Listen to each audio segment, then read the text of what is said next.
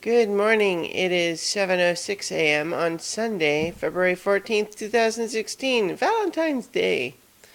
I'm Christiana Ellis and I just got up. This is 5 more minutes. So, I probably would have slept in more today, except for just whatever reason I was just not able to get back to sleep. A barky, mooded little dog probably had something to do with that, and who knows what else. At least part of it is that I am still thinking about a puzzle from last night, playing the witness. Look, I made Lego pieces to try to help me solve a puzzle where it's kind of like, okay, these two pieces have to fit together. So what if they go like this, and then maybe like this?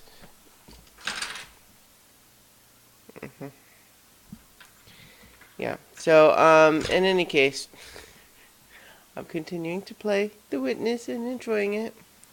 I had been stuck for a while, but I did eventually break through. So I told you guys about that already. Valentine's Day, that's a thing, right? Um, I think that is a perfect holiday to observe on the duality of something being both a completely soulless corporate creation and also a nice day where you get to do nice things for people with chocolate involved. I hope if anyone out there who has a Valentine that you have a good day with them, and if you don't, just remember that you can still buy chocolate for yourself. Um, the other thing I guess I wanted to talk a little bit about is that yesterday, apparently, one of the Supreme Court justices, Antonin Scalia, died, apparently, and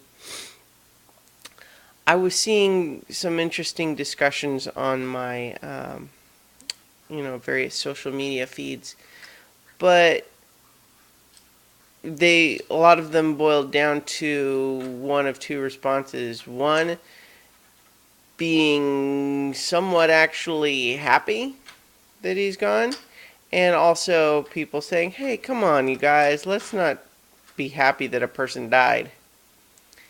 And my feelings on this are a little bit complex, and because here's the problem when we try to nail down the discussion to that level is that we have a system where these justices are appointed for life, and sure, sometimes they retire, but when they're appointed for life, the only way that someone is going to leave is when they decide to retire or die.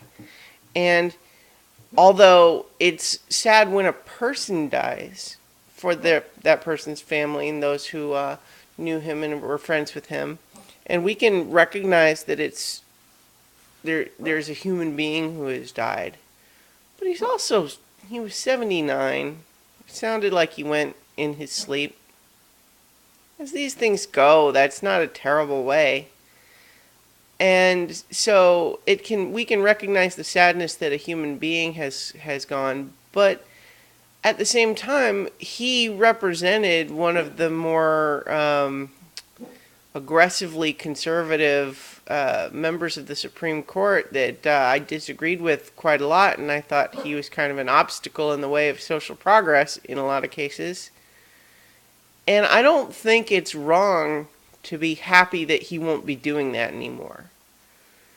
Maybe we wish that he would have retired instead, that way we wouldn't have to be celebrating that he died.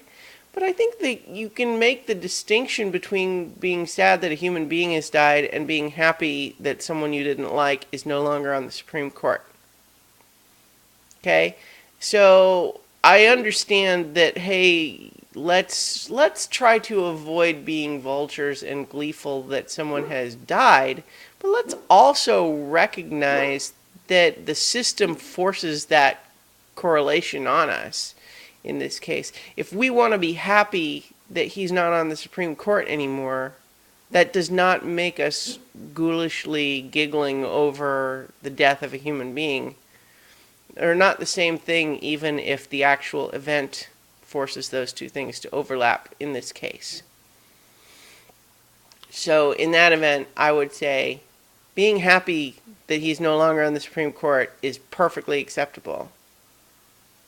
Though, when we feel that way, we should also recognize it did happen because a human being died. So I don't know, that's how I feel about it. And I'll talk to you guys tomorrow for 5 more minutes.